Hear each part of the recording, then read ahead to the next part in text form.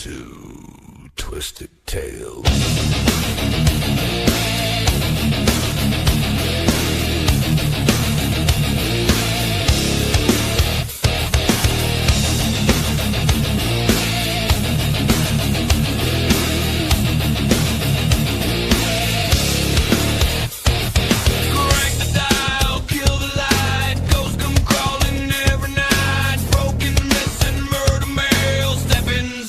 Twisted Tales, Twisted Tales, hell, blood and bones and unknown trails. Twisted Tales, hell, who got teeth and drags their nails.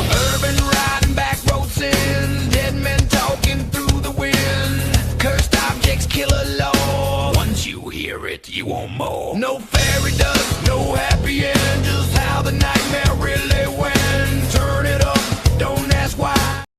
Hey, everybody, it's Jeremy. Welcome to another fantastic episode of Twisted Tales on the All Access Network as part of Wicked Wednesdays. This evening, I bring to you a dear, dear friend of mine. He has been a paranormal investigator for a very, very long time, podcast host. You name it, he's done it, lectures at Paracons, and a very, very good friend. He's my brother, Mr. Russ. Come on in. I think he's here somewhere. Oh. Hey, there he is. Yep, Remember, I thought I was talking to myself. How we doing, brother? Not too bad, man.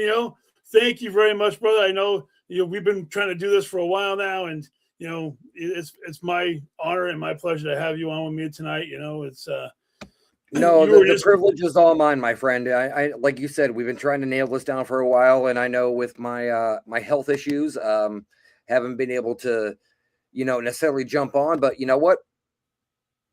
Right before June, here I am. Absolutely, man. Getting into the hot season, golly knows it's going to get hot around this motherfucker, to be honest with you.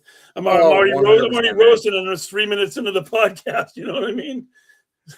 I'm over here wearing a hat too, and I have my windows wide open, and trust me, it's not cooling down that much. No, you know what? For anybody who doesn't know, Mr. Russ, how about you tell us a little bit about yourself and how you got involved with the paranormal in the first place, man? Well, let's give a shout out here real quick to Jeremy Brunton, Jason. Hey, buddy, Jason, Gene, JC. Hello, everybody. Thank you so much. So I got started out pretty young in this. I grew up in northeastern Ohio. My father was the one that originally got me into this. I was going to cemeteries and things like that, doing gravestone etchings, whatnot through my entire childhood. One night he decided he joined the Ohio Historical Society, which, funny enough, they were going down to the Mansfield Reformatory, or if anybody else knows what that is the Ohio State Reformatory, where Shawshank Redemption was filmed, Air Force One was filmed, Tango and Cash was filmed. Wow. They do a lot of things there. They do Ink at the Clink. They do a lot of stuff there. But the prison had closed down in the early 90s, and he had joined the Historical Society to go down and actually help clean it up.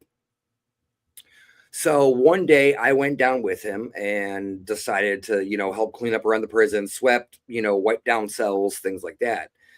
And then the people that were running it was like, oh, if you want to stay overnight, we're doing, just a couple hours of a paranormal investigation.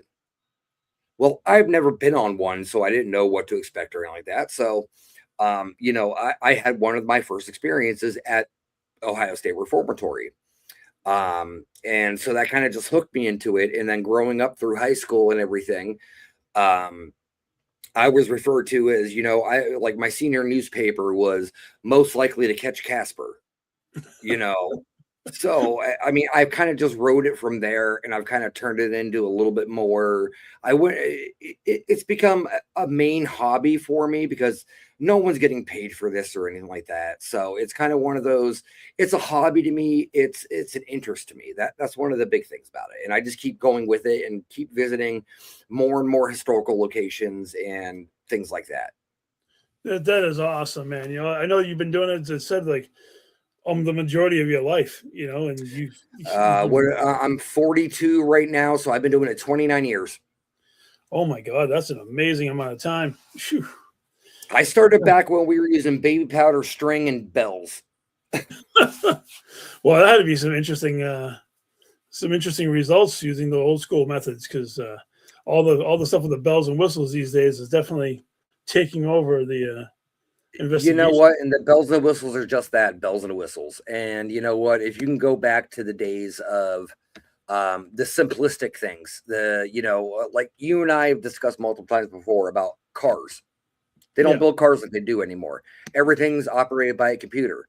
If you can go back to the old school of plug and play, hey, it doesn't work. All right, replace the battery. Done and done. Yeah, absolutely. Like that's the big thing about it now is people are more drawn towards those bells and whistles and the lights and the flashy things and things like that. And that's not what you need to look forward to. You need to look forward to the results. Yeah. I mean, the results, and just trying to figure out what's going on out there, because we've only hit the tip of the iceberg with all of those things that are going on in the paranormal. And 100%. One of our really good friends, Nate Elwell, who was just on here prior this past Wednesday for Paranormal Unveiled. Yeah. He wrote that book about what apps to trust and equipment and things like that. And I read his book while I was laid up in the hospital the one time. I agree. So, but yeah, older cars did last longer. I mean, that's why Jeremy and I are still kicking, because you can't kick steel, but you can break plastic.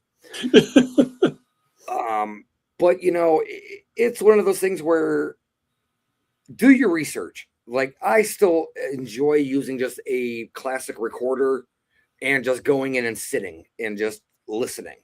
Because that's the biggest thing. When you're spending 45 minutes on a floor, you have 50 minutes on setting up equipment. You're missing everything. So less is more. Oh, I agree with you. And I think that was kind of like I was going to ask you, like, the differences between like the older style methods, like you did when you first started in, versus the current methods, which I don't even understand half the equipment between all the portal boxes and whatnot and so forth. Do you feel that the evolution has been a good thing, or do you feel that the evolution has hindered the natural aura of the paranormal?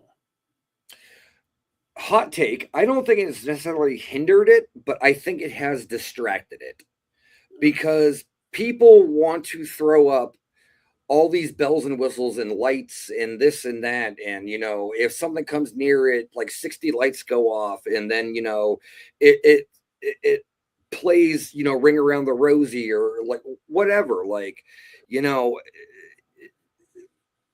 EMF meter these days, it flashes up high enough, it'll bring you up a cup of coffee. I don't know. Like, it's getting to the point of these things. And, back in the old days, we took a lot more into account, which would be the weather patterns.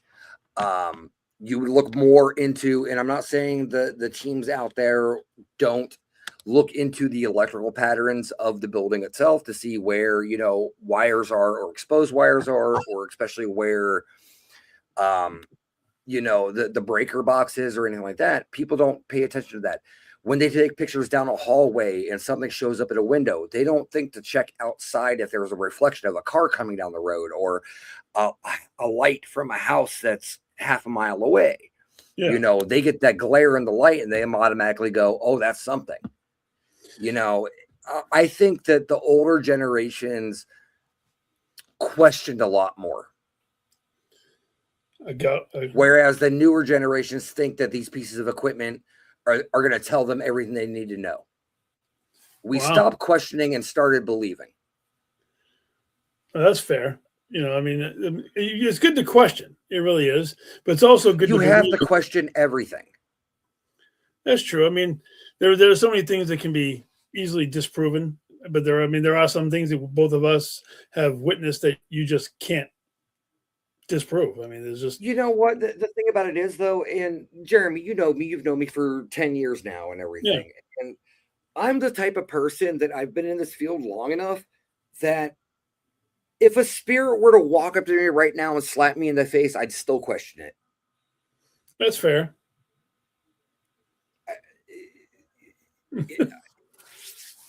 I don't know how other way to explain it, but I would still question it because, like, I could have an apparition form right in front of me and have it on video, and I'd still be like, well, what was the weather pattern like? Or was there, like, was I high? Was I drinking that night? That, you know, this some food interact wrong with? I would always look at every other option other than going straight to that's what I saw. Unless I had 3 other people sitting in the room with me and they were like, holy shit. Right. Then I'd be like, okay. But that's the thing. That's, you know, everybody always says, excuse me, that like these solo investigations and things like that, they're great. But they're only great if you have a 360 camera view around you.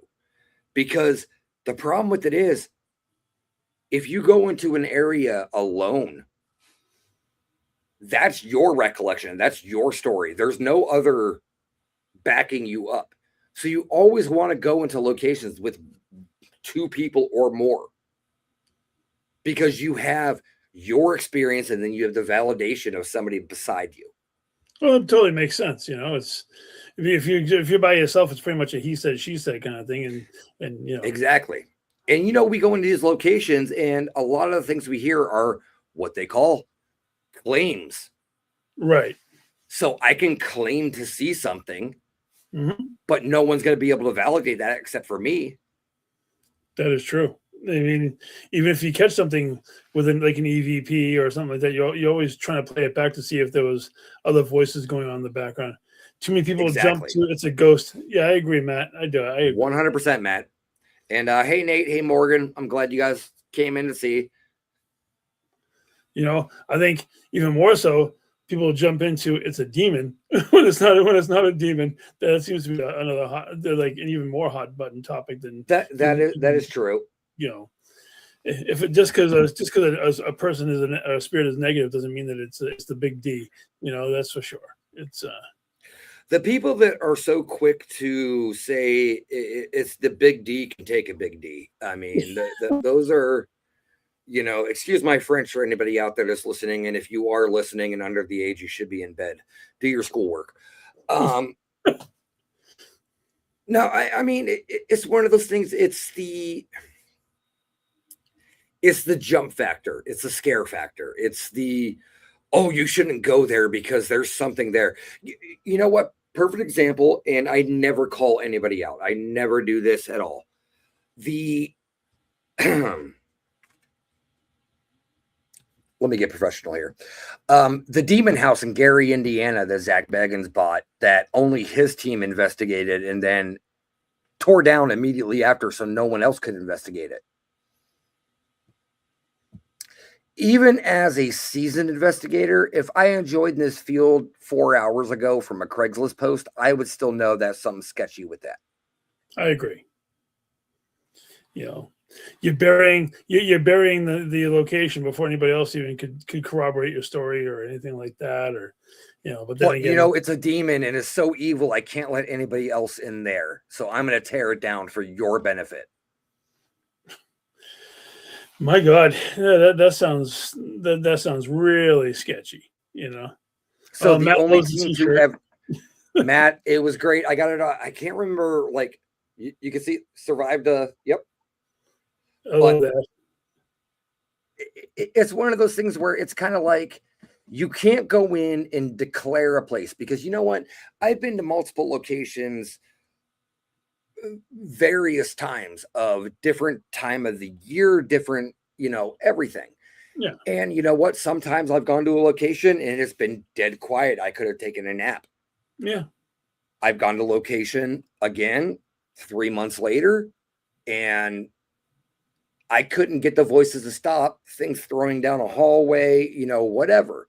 So You can't go into a location once and be like, oh, it's haunted. And that's that. You have to go in and validate experiences. And the thing about it is you have to use it as a neutral factor.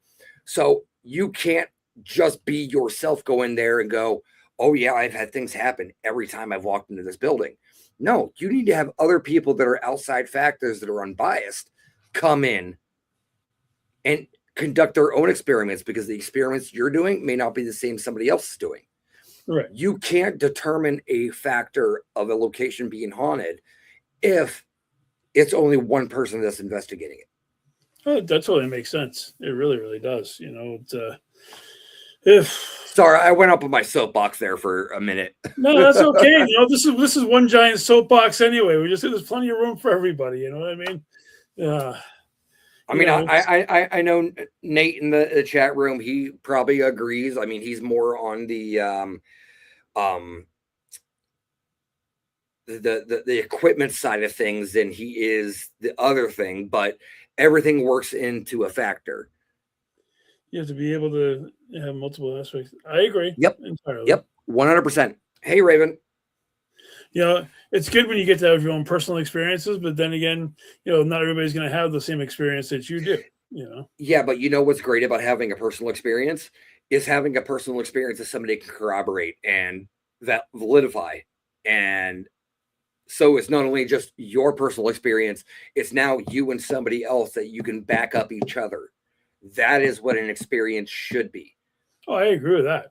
That is true. So, you talk about locations, and you've been to several locations throughout your thing. What are some of your favorite locations that you've actually been to? If not just for activity, just in awe of the actual location themselves. Historical factor. No, you know, I've had the opportunity to travel the country.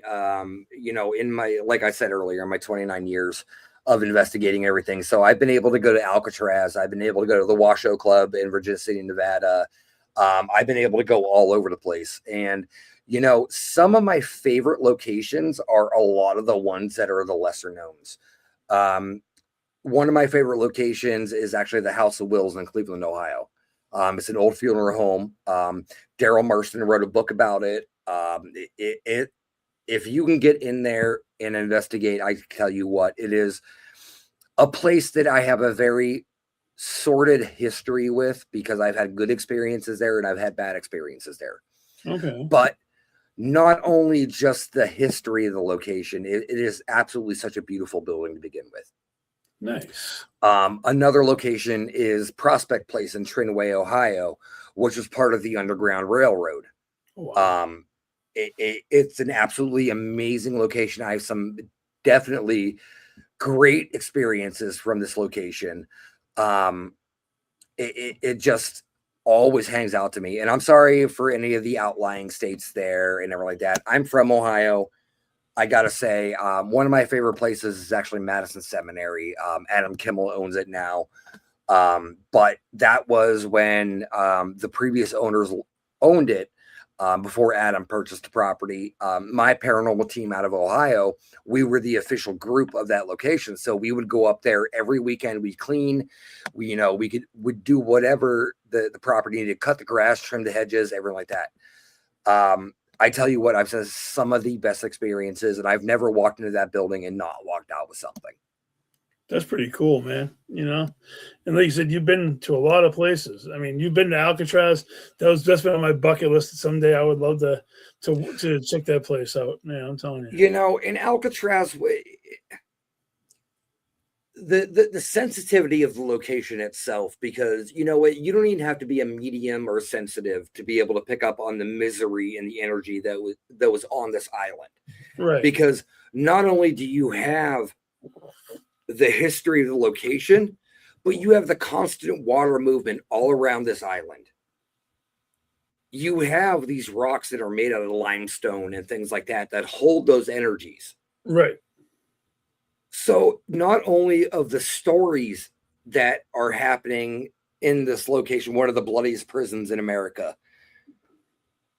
but you have the waters that are holding the energy. You have the stones that are holding the energy. Like one of the biggest things, like Alton, Illinois, the entire town is built out of limestone from a Civil War fort. Wow. So it is like considered one of the most haunted towns in America because of the limestone that they used, because limestone was a very cheap, easy mineral to get to build things. Trans-Allegheny. I know that's a Another one very near and dear to my heart. Trans-Allegheny was 2.5 hours from where I lived. The Violent Wing, Matt. Yes, the Violent Wing, the men's violent ward was absolutely insane. I would love to get back there. I've investigated Trans-Allegheny, I want to say 2 or 3 times. But I've always had something happen when I was there. It never was a quiet night, I guess you could say. That's pretty cool, man. And shout out to Matt and his lovely wife Elizabeth. They were on my show a little while ago. They have the Humbird Hotel Bar and Grill. Yes. I need to make it out there. Yeah, someday I would love to go check it out too, because I know that they're wonderful people. They've always been very supportive of the show, and once I spin Compass back up, I'm gonna have to reach out to them, have them on the show. I'll get you the info. Obviously, they're really, really great people, and fantastic. And you know what? We just had Jeff or Ashley and or both. I'm not sure. The Maine Paranormal and Horror Con, September, in Augusta, Maine. You guys, they put on a fantastic event last year, and this year they're going above and beyond. Both of us will be there. We'll be on a panel there.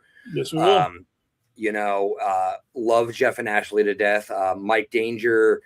Everybody that goes into this, all the volunteers and everything, it is definitely an awesome event. So if you're not in the area or the area, definitely check it out. Yep, and Jeff is here. That is Jeff. Yes, that is Hefe. And the hat is an amazing hat this year. I like the old classic snapback. What are you drinking out of? A vase you put flowers in or something like that, pal? Good job, buddy. It is a flower vase. Well, you told me you were going to be drinking something different. I was like, what the hell is he drinking out of tonight? It's just sweet tea, but it's out of a flower vase. It's pretty cool. I've done that before. Any glass you can find, it's good. It's a good size. So, no, I just did it to mess with you, just to throw you off. Yeah, it is what it is. I can throw myself off. I don't need any help with that category. Yes, Jeff, it is a nice hat. This guy this past weekend that I went and saw gave it to me. So, definitely get a hold of that guy. I think his name's Jeff Whittam. He's in Gray, Maine. I may have his gate code too. You just need to go to his house. Doesn't sound like it. I got to get myself one of those snapbacks too. That thing is pretty cool. So they are awesome. And I will be rocking this the entire season at Spirit Halloween. So.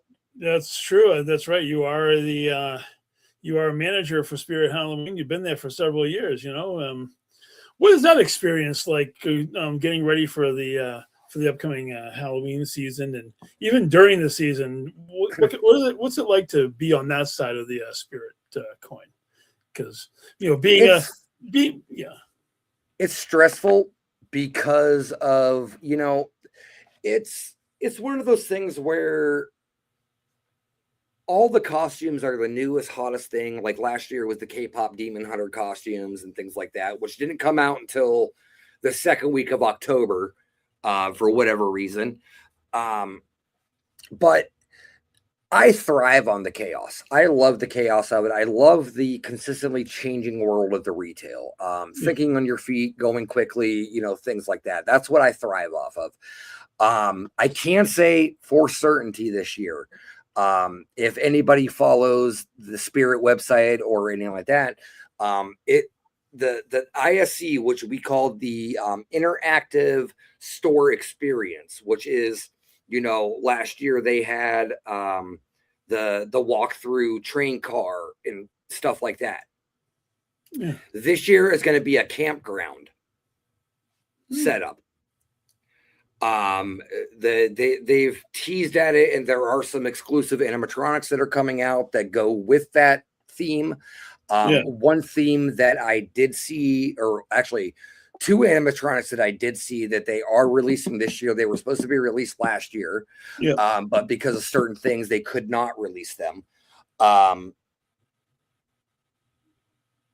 Yes, Gene, I have it in the back 100%. You can go check it yourself. It's right out the hallway to the left and keep going. What do you have in the back? Oh, I get you. Okay, I get the joke. So one of the animatronics they are releasing this year is actually going to be a 6-foot-something Michael Myers animatronic. That, from what I've seen, has been fantastic. Also, that what they have actually already released has been the Xenomorph animatronic. Oh wow! And this Xenomorph, it's $500, but it is spot on to movie. Like, it is so detailed, down to the dome of the head being transparent, and you'd actually see a skull inside. Dude, that's pretty sick. When you said campground, I was thinking a particular hockey mask wearing individual, you know? That'll be coming out, I'm sure, as well. I mean, you know, and of course, you know, Spirit has to double down on the clown thing, of course. Well, you know, Terrifier is the hottest thing still. We're supposed to be getting the fourth one. I think you watch your whore mouth. I'm sorry, Pennywise walked so Art the Clown could run. We're gonna get into that in a second. Trust me, I got all that shit written down. But no, seriously, you know, you know what the hell? I know you love. You know, I know that Pennywise and the It franchise is particularly close and near and dear to your heart. Of course. Both the classic with Tim Curry, and then the 2018 release with Scott. I think it was 2018, 2015. 2015. Wow, it's been 20 years for that one too. Yep, that was It Chapter 1, and then It Chapter 2 came out, I believe, in 18 or 19. Okay. And then, of course, you know, you have the prequel recent release of Welcome to Derry. Yeah. Welcome to Derry. So what do you think about Welcome to Derry? I still haven't watched it. That's okay. You know what? It's all right. I still have not watched it. Like, I've had opportunities to, and it's just like you get in that mood and you're just like, nah, I don't want to watch it. I just want to put on something stupid. Well, I mean, just in general, the fact that they're doing a prequel to help explain the origin of Pennywise. Like, I wanted your opinion of what your thoughts were when you heard that they were doing it, and you know. I was excited about it because the way they're doing it is they're doing the prequel series to the fact that Pennywise comes out every 28 years to eat. There was 28 or 23. 23 years, I think. Okay. Because I always get it mixed up with the Jeepers Creepers. Yeah, because one comes out 23, one comes out 28. Right. But I like how they're doing it in the buildup of Pennywise from the origin to all the way through to the 1990 Pennywise It that Stephen King did. And then, you know, going into It Chapter 1, It Chapter 2, things like that. So I'm glad they're finally giving, you know, for those that didn't read the book, I mean, they're elaborating more on it and everything like that. But I'm glad they're finally giving, okay, I'm sorry, 27 years. I feel like a terrible person. It's been a day, Jeff. Trust me. But they're giving a story back to Pennywise and AKA Bob Gray. So I mean, I haven't watched the show, but I know about it. Right. Of course, because, you know, working for Spirit and everything, I have to know a little bit about everything. Mm-hmm. You know, I know everything from Paw Patrol to Art the Clown. Like, it's insane. But I enjoy that they're giving a backstory to the characters, because I think a lot of times when you get theatrical releases and things, you don't get enough of a backstory of a character or an origin or things like that.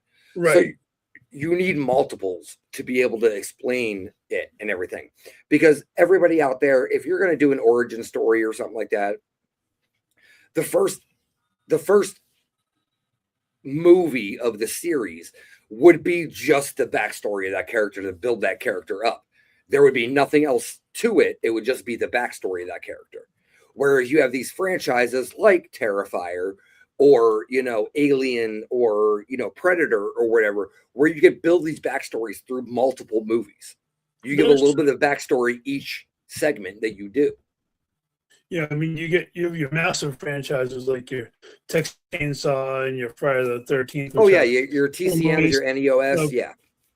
I think Halloween has the most movies, although the most convoluted, branched out storyline that I've ever seen for any character ever is probably Halloween, because the people who did these recent ones wanted you to forget about the 30 plus years worth of movies beforehand. They wanted you to go to 1, 2, and then the final 3. They wanted you to forget everything in between. They actually did an interview. Are we not going to bring up the elephant in the room of this and bring up 3 of the worst films ever, whether it be Halloween H2O, okay, Freddy vs. Jason. What's that? Freddy vs. Jason. One of the greatest movies of all time. I hate that. I definitely terrible. And okay, let's polish off with this one here. Yep. What was it? Jason in Space. That's a great one too. Okay, I enjoy Howard the Duck and Killer Clowns from Outer Space and Killer Tomatoes. Yep. I did not enjoy Jason in Space. No, I mean, I think it gave us something different. Like, plus, I mean, I liked Kane Hodder in that one as well. He did an amazing job in that one too. But I'm sorry, that is a rewash, because if you remember correctly, a certain actor named Warwick Davis did Leprechaun in Space prior to that. I mean, yeah, but you can argue anything after Part 9 for Jason was kind of in the comedic realm anyway, and I felt that Jason wants to see Art the Clown versus Pennywise, and Pennywise would eat Art the Clown without a problem. You know what? That actually brings up a good debate, because the simple fact of it is, Pennywise has already been described as a extraterrestrial being. Yes. Art's storyline, from what I understand, kind of is going along the same aspect of that. To a much lesser degree. Like, they've been explaining that the actual the actual entity that is Pennywise is an ancient energy spirit that was created by like Stephen King has the Crimson King. I'm sure you're familiar with the Crimson King. Yep. Which is the most powerful of all of his upper echelon entities like that, and that Pennywise is actually like extremely strong. I think that's the second or third highest powerful character in that particular thing. Whereas Art the Clown started off as just a dude in a clown suit, and then he kind of got immortal in the second and the third one. But I don't think he's anywhere near the power class of a Pennywise. That's why I don't think that fight would even be remotely close. But no, and the thing about it is a lot of people don't realize, if you're a Stephen King fan out there, a lot of his stories coincide with other stories that he's done. Like there were references to Pennywise in oh god, what the hell book was it? The one that Stephen King wrote about the JFK assassination. I can't remember the name of it right off the top of my head. 1965, I think it's called. But there's references to Bob Gray, who Bob Gray is Pennywise. Right. So, like, a lot of people don't realize is Stephen King has made this web of stories, like, The Shining and Dr. Sleep. They're also referred to other stories that he's written as The Shine and everything like that. So it wasn't just Danny Torrance. They had The Shine. He refers to The Shine in multiple different areas of his literacy. So where I think that's where art is missing that aspect. There's not a strong of a backstory and universe. Well, the scary part is that Art doesn't have a backstory yet. Going in, you're supposed to finally get some in the fourth movie that comes out, which is the fourth and final movie for him in the Terrifier franchise. Damon Leone and David Thornton have already confirmed that there's going to be the last in the Terrifier franchise. It might not be the last year of Art the Clown, but in the Terrifier franchise, it's going to be the final movie in that particular. Yeah. It's going to be one of those things. I think honestly, art's had its moment, and I think art's run the course. In 10 years, those movies will hold up as probably, as the newer generation, Right. that's the newer generation Pennywise. No, that's true. I mean, I would even go to say like probably the newer generation Jason Voorhees or Michael Myers, because he is a silent killer who doesn't speak. He just kills and doesn't talk. And let's face it, Jason and Michael are similar where they don't speak, they just kill. And yeah, it's obvious. I know, but would you rather? Okay, so here's a would you rather? Yeah. Would you rather have a killer that silently stalks you, or would you rather have a killer that makes quips and little jokes with you? So you could have your Michael or your Jason, Right. or you could have your Freddy Right. or your Pennywise. Now, as far as watching and entertainment wise, definitely the ones that have the quips, like a Freddy Krueger or Pennywise or the Leprechaun. Yeah. Dialogue. But Yes. but when I was going back to like what you call the Jason versus Freddy movie, it made sense for those two characters to battle because it went all the way back to part 9 when Freddy's glove pulls Jason's mask down at the end of that movie. So there was a bridging arc that people waited a long time for, and when they gave you the movie was, I loved if you just put the two of them on the screen for whatever the time that they had and just took all the humans out of it, I would have been fine with that movie. That was fine with me. I can still watch it to this day. And I will say this, biased, one of the best soundtracks, Bell to Bell, that I'd ever heard a movie actually have. I used to have it on CD. I used to love listening to that because it had some real banger tracks on it. So, I mean, I can get that, but like, I would,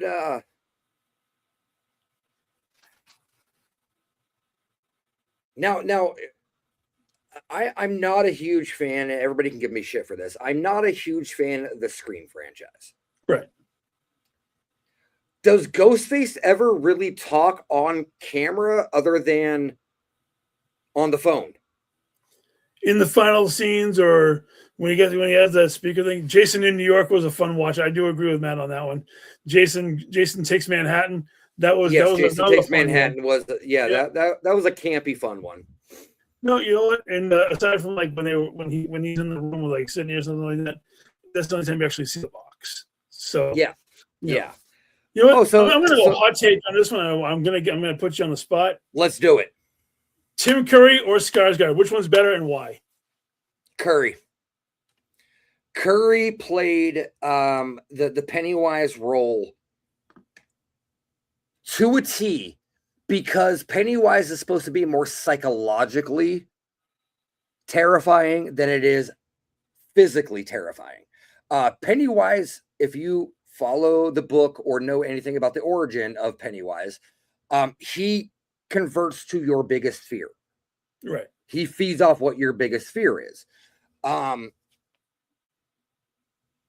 Curry played that, and I see the whole thing with Skarsgård about how, the teeth and, the voice and everything like that. Curry played it off in 1990s when everybody was terrified of clowns. That was one of the biggest things, was everybody was terrified of clowns at that point.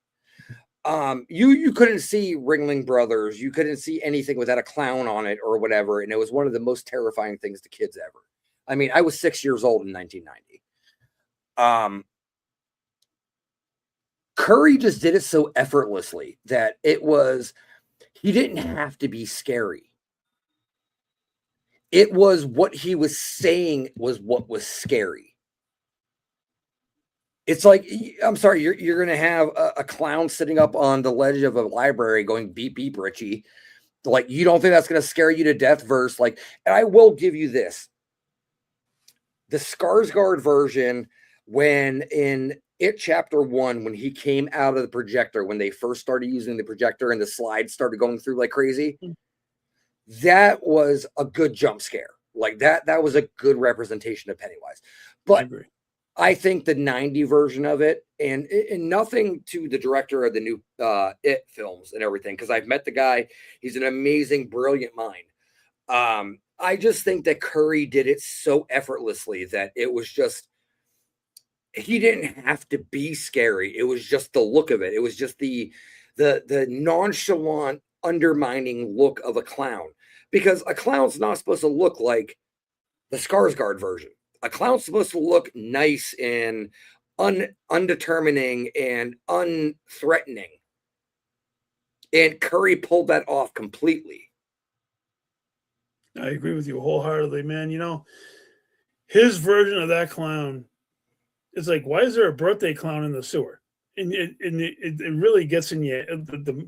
Just his look and his mannerisms. I mean, Skarsgård is a great actor too, but something about Curry and just the eyes and the way that he looks at you and has the movements, the subtle movements is what really is the reason why I gravitate more towards the Tim Curry version, you know, myself.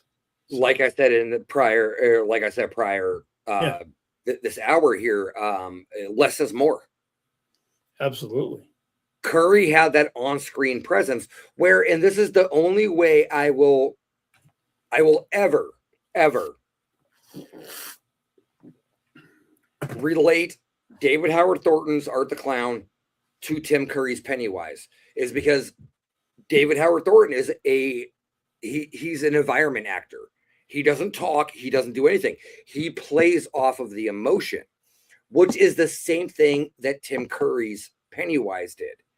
He didn't have to talk. Pennywise didn't have to talk, but having him talk made it that much more terrifying. You are 100% correct, man. I totally agree with you there. You know, I got to tell you, taking it back a bit from the later stuff, I am so happy that I have you on here tonight. You've been going through a lot. You definitely have, and you know, we talk a lot, and I'm just so happy that you're actually able to be healthy enough and have the energy to be on here with me tonight. You know, and I know you definitely had some things you wanted to talk about that were a little bit on the heavy-handed side. So I wanted to give you this moment to feel free to hit the soapbox if you need to. And I'll say this: I wore the shirt because I love the shirt, but I also wore it as a simple nod to you, Jeremy, because we've had me scheduled to be on your show 3 times now, and finally I'll be able to get there. So now I'm saying I've survived. I'm here. I survived. I'm here. I'm doing your damn show. So, and I can't be more happier about it. You know, I don't necessarily want to say I want to get on a soapbox or anything, but you know, mental health, men's mental health especially, is something that's very important to the both of us. You know, a lot of people don't know that Jeremy and I call each other our therapists. There are things like Jeremy. I talked to Jeremy yesterday, and on the phone, and he said he was trying to come up with questions that him and I have never talked about. Which in the 10 years that we've been talking on the phone, everything, like Jeremy and I have a standing call every Tuesday that I talk to him every Tuesday. You know, and normally it's Sundays if we can get the chance in. But you know, men's mental health is something that's big up there, and I've seen a lot of struggle with it lately, through a lot of people. And you know, just for the guys out there, you know, don't be afraid to reach out to somebody. You know, you call people brothers for a reason. You know, those people out there that you consider family, that you consider a brother, they won't judge you for anything you're going through. And I know that specifically with, you know, Nate and Jeremy, for sure. I mean, even with Jason Aiello too. Yeah. You know, find your tribe. Find those people that you're comfortable talking with, that you're not going to be embarrassed or feel like you're being judged. It's one of those big things. And, you know, if you ever get into a bad area, I don't care if you're listening now or whatever, Russ Diver, Compass of Curiosities, Facebook, Instagram, Snapchat, TikTok, find me, reach out, send me a message. I'll talk to you without judgment. I'll talk to you without any preconceived notions or anything like that. Like, reach out to somebody. You know, sometimes I'm always, you know me, I'm open 24 hours a day. My phone's always on to anybody. Yep. who Yep. needs to get a hold of me, you know? So, and a lot of you kind of know what's going on and everything lately in my life. But I'm not going to go too much into detail. A lot of things happened today. And the one big thing I can take away from today, especially, is for the females out there, don't ever feel like you have to stay in a relationship because you're being pressured to. Don't ever feel like you're unworthy or not enough. And if a man ever raises a hand to you, that's not a man, that's a boy. And I'm sorry to say that. And you know what? And I'll say it out right now. My daughter right now is in an abusive relationship, and she cannot get away from it. And it absolutely kills me because she's of age, and there's nothing I can do unless I want to catch a kidnapping charge. Right. But anybody out there, you know, this is just me on my soapbox or whatever, but if you're ever in that relationship or that kind of relationship, there are ways out of it. There are people out there that can help. You know, if you feel ashamed or scared or anything like that, no, there are people out there that can help with that. And all you need to do is be strong enough and brave enough to make that first move. No, you're right, man. Abusive relationships, whether it's verbal or physical, Emotional, mental, verbal, physical. Yeah. Emotional is almost as bad, if not worse, than the physical, because even though the physical will heal and hopefully dissipate, the emotional and the mental part and the verbal, those bruises don't go away. Those scars are deeper. No, those scars are way deeper. That shit hits deep, you know. Yep, those bruises don't go away. Those are the ones you think about in the back of your mind.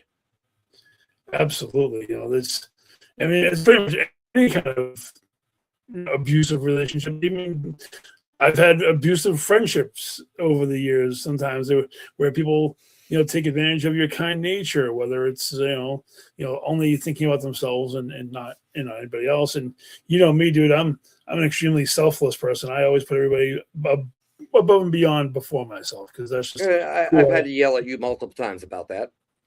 Everybody does one way or another, you know what I mean? Hey, you know what? You've done it to me though too. So I mean, you've told me to reel it back in a little bit sometimes. You know, sometimes you can, sometimes you can't. Sometimes you just have to fight through it. But you know, having good friends and good family is always mega important. You know, it definitely is. Like I said, it takes a village, and that support system is going to be by you through your entire time. I agree, man. You know. Talk about switching gears really fast. I mean, that definitely hit home, and it's an absolute truth. You know, if anybody's ever having any kind of initiative, well, tape measure, there it is. You know, so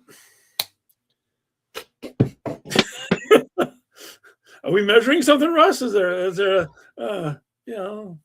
I mean, I don't want to know what the hell you're measuring behind the scenes, or if you're looking for a nice box for somebody somewhere. I don't know, but you know, I already got one started at being built, so you know, cardboard anyway. But you know, that's not the point. You know, cardboard burns faster. That's great. That is true. You know. Oh my God, here we go. No, you know what? So let's Hi, talk Christy. Thank you for joining. Hey, Christy, how are you? Let's talk about Compass of Curiosities. You know. Oh, okay. The show that's been on hiatus for a couple months now, which is probably going to be on hiatus again, considering I'm going to be starting Spirit. But no, you know what, you know, I don't think this year I'm going to take a time off from it, because I think I'll be able to handle it during the season and everything. So Compass of Curiosities, it was on Monday nights at 9 p.m.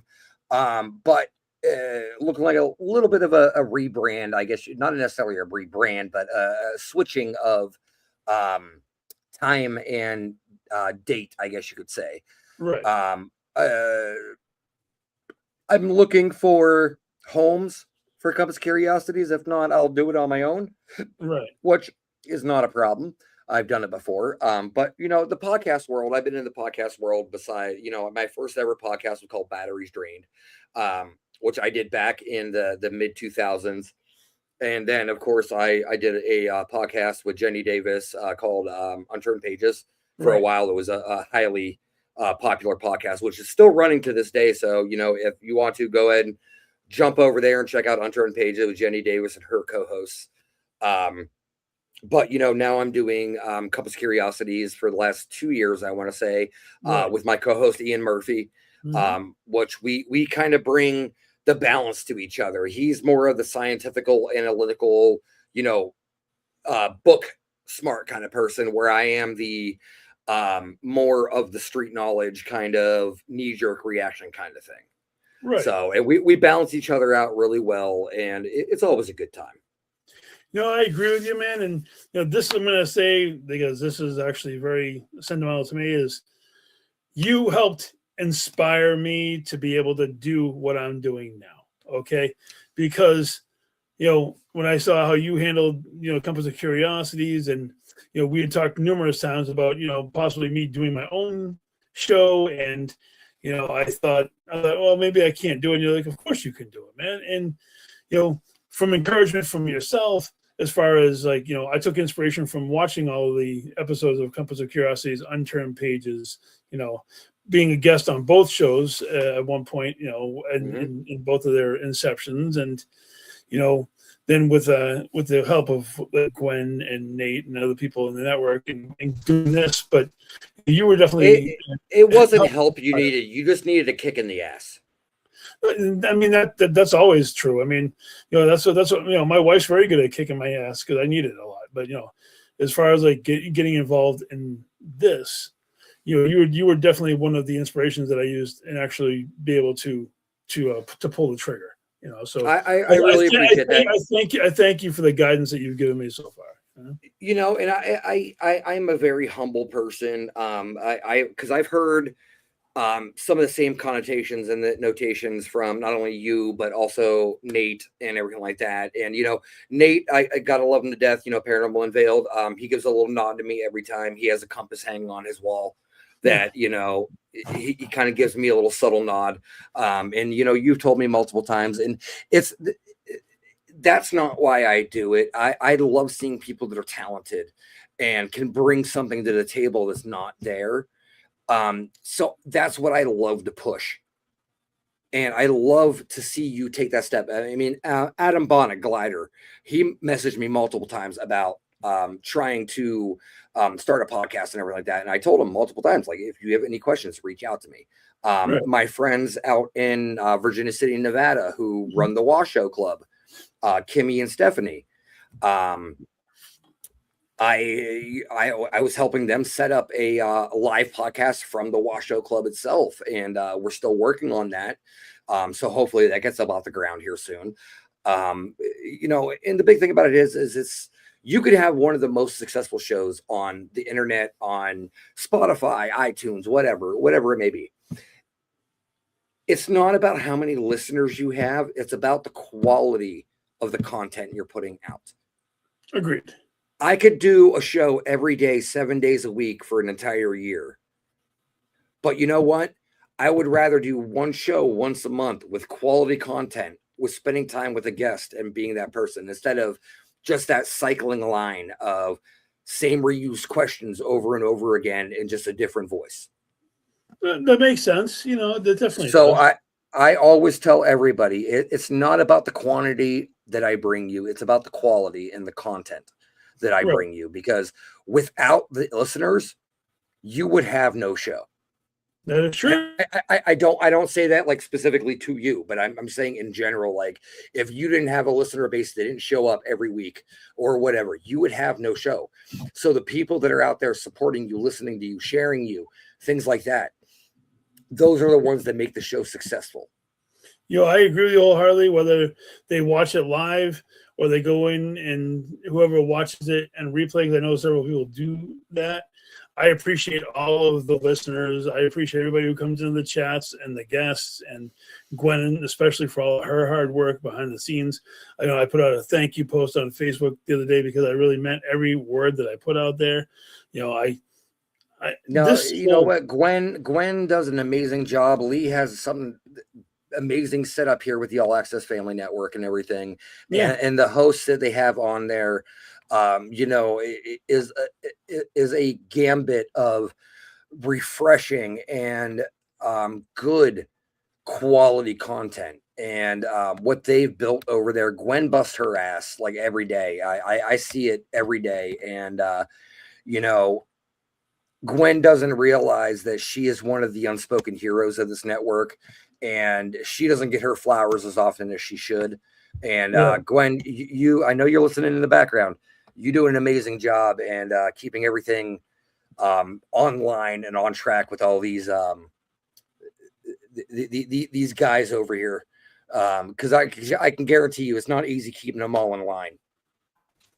It is definitely not. You know, I know that I message her like every single day because I'm constantly, you know, getting like advertisements going and getting it posted out there because I want to get as many people to watch because it's good for also the guests as well as for the host. You know, it's good to have as many eyes on the product as possible. And you know that. And Jeremy, I'm pretty sure Gwen would appreciate you stop being so needy. So, I mean, don't message her every day. No. It's all good, brother. You know, I'm just giving you hell. It's okay, you know. I'm used to that shit anyway. So oh no, you know what? Because I love when you message me or call me and just bounce ideas off me for the show and everything. Because I'm just like, there have been times that I've been like, yeah, go ahead and do that, and then I've been other times I've been like, steer away from that a little bit. But you do you. No, it's true, you know. And I mean, I get a million ideas going on in my head all at one time, and sometimes they come down on paper, and sometimes they fly away. It all depends on the moment. That's for damn sure, you know. And you know what? Sometimes you just need a sounding board. That's the biggest thing. And it's true. And I mean, you and I have been the biggest sounding boards for each other for quite a long time, you know. Hell, Very long time. We met in person at the Orleans waterfront. Jesus, 28. I think it was 2018. 2018, so that would have been 8 years ago. National Ghost Hunting Day. Yeah, that worked out well. Hey, you know what? It worked out. It worked out very well because without that event, we never would have. Well, maybe eventually we would have met in person, but that was definitely the starting off point. Okay, so Middleborough Paracon was after Orleans. That was after Orleans. That was like the month after Orleans. Yeah. All right. And the Orleans was when I met you for the first time. Matt Warner, a bunch of other people. You know, that place was very interesting. Some of the experiences that was active. That place was active. You know, the Echovox session we had in the basement. That was crazy. Yeah, that we were able to verify actual history from the location and everything. That was pretty intense. And then there was the what was it? The Revolutionary War Cemetery we went to in Connecticut, where Nicole's friggin' pendulum snapped in half. And your Oculus flew off the top of the tombstone while we were out in broad daylight.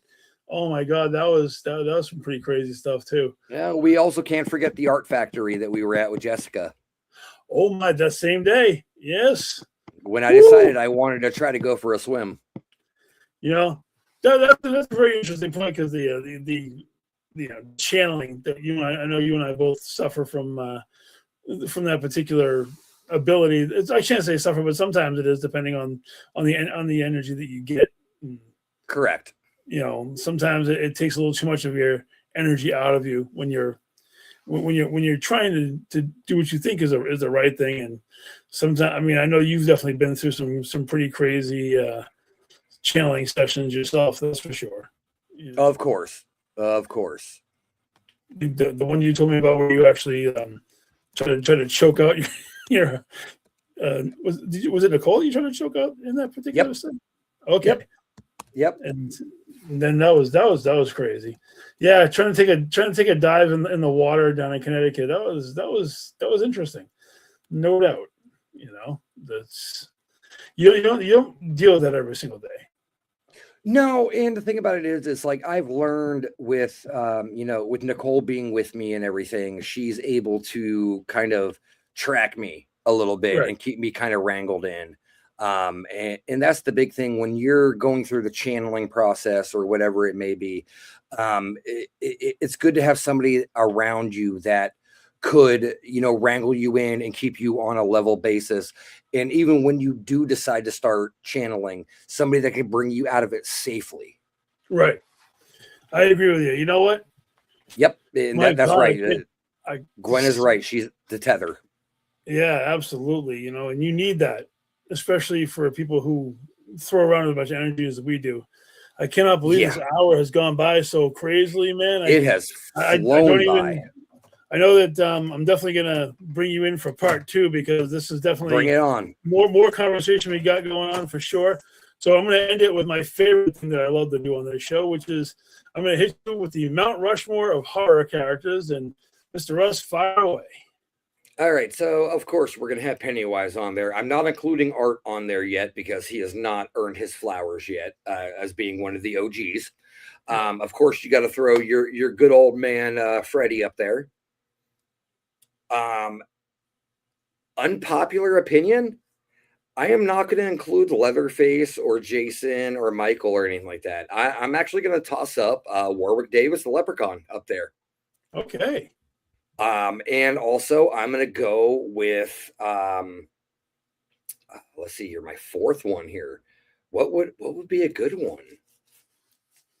I mean, this is your personal one, so you can put up who you have a particular affliction towards. Yeah, I'm trying to think. You know what? Honestly, I think it's going to be an unpopular opinion, but I think I'm going to throw up Sam up there. I had a feeling because I know that he's definitely a popular character within your household too. Well, not even that. It's just it's Sam. If you watch Trick or Treat, is a very moral character. He's in every single connotation of that movie, like all right. The 3 different tales or 4 different tales inside that movie. I think it's at least 3 or 4, yeah. And he was in every single one as the constant, and it was always a moral decision in every single story. Okay. So he's kind of like that the angel on your shoulder kind of thing. That makes sense, My God, I like that. So you got Pennywise number 1, obviously, and then Freddy, and then the Leprechaun, and then Sam from Trick or Treat, right? Yeah, which is another one of those characters that doesn't speak ever. Absolutely, and probably deserves more than just the one movie. Obviously, it would be nice to see them do more with that character. Sammy Jammies. Sammy Jammies. So what, guys? As much as I would love to continue talking, I think it's time that we wrap things up this evening. And for Russ and myself, I really appreciate everybody who came on this evening. Thank you, everyone, for tuning in to Twisted Tales. And I'm looking forward to seeing you all next week as part of the All Access Network and on Wicked Wednesdays. Gwen, take us home. Thank you, guys.